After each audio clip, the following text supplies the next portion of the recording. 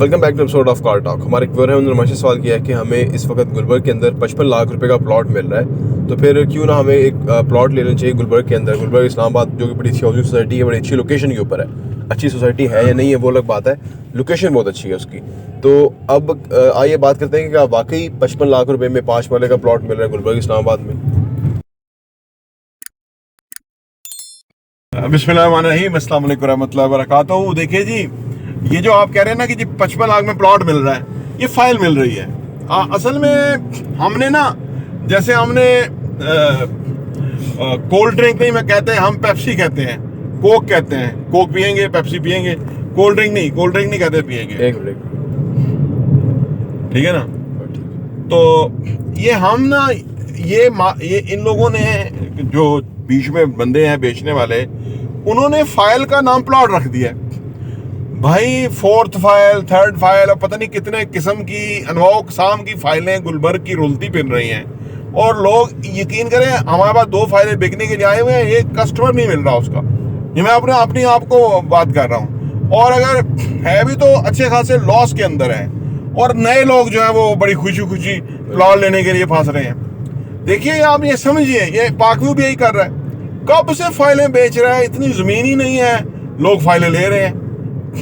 अरबों खरबों रुपया लोग जमा करा रहे हैं। लोगों को हम समझा के, और लोग खुद समझदार बहुत होते हैं, इसलिए तो फंस जाते हैं, लालच में आ जाते हैं। कल मेरी खान साहब से बात हो रही थी, उन्होंने बताया कि मैंने जो एक मलिक रियाज साहब के भतीजे माने पता नहीं किसकी, जिसकी मेरी सोसाइटी है, बड़ा तेज वहाँ काम हो रहा है, मैंने वहाँ पे फाइल ली थी।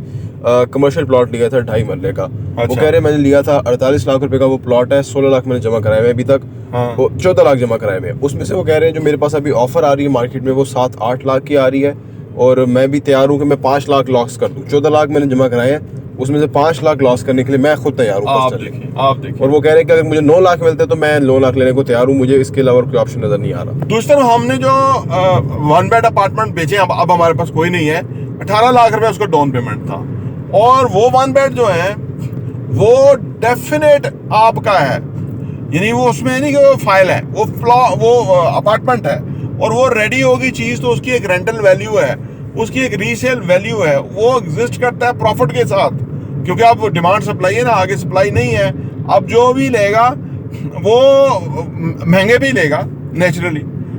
कितने पे? 58 पे था ना वो? बिल्कुल 58 लाख का। 58 लाख का था। अब कोई 60 पे लेगा, 62 पे लेगा, 65 पे लेगा, अगर कोई लेगा तो। क्योंकि वो 18 लाख प्लस 2 लाख, 3 लाख, 5 लाख प्रॉफिट देगा, तो जिस बंदे ने लिया उसे वापस लेके वो मालिक बन जाएगा, बाकी किसने वो देता रहेगा।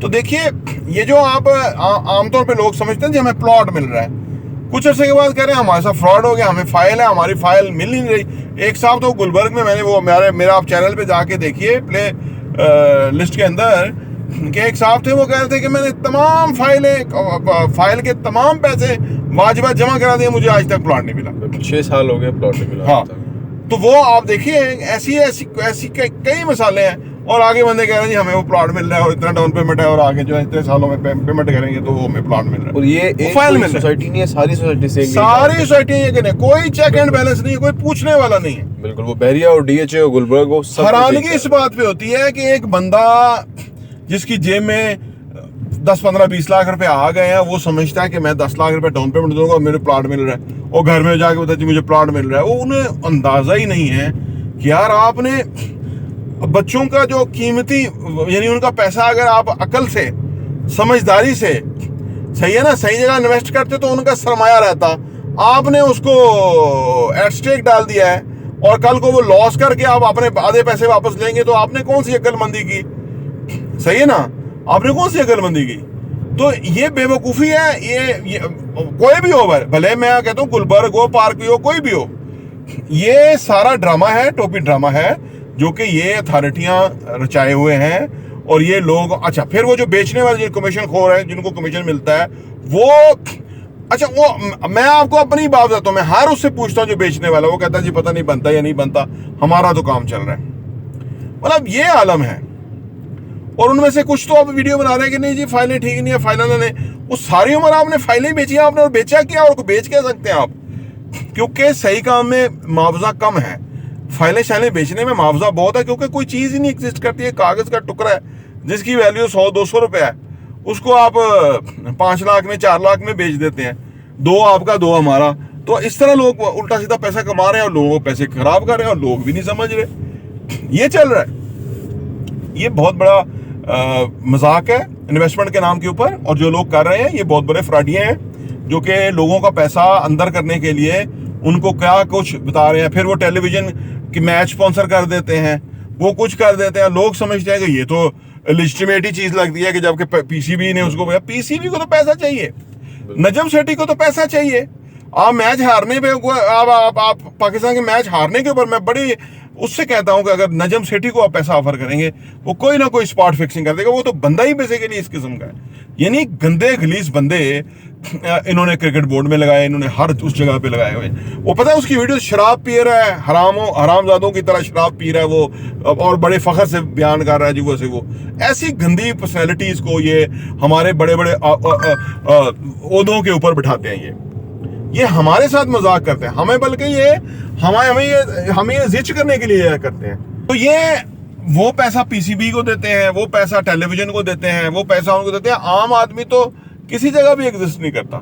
यानी हर कोई उसके आम आदमी के साथ ड्रामेबाजी, धोखा, फ्रॉड कर रहा है। एस्टेब्लिशमेंट से लेके इन सियासतदानों तक, सियासतदानों से लेके पीसीबी तक, पीसीबी से लेके ये टेलीविजन चैनल्स तक, हर जगह बकवास है। और आम आदमी बेवकूफ़ बना हुआ है और फंस रहा है इन लोगों के बाद।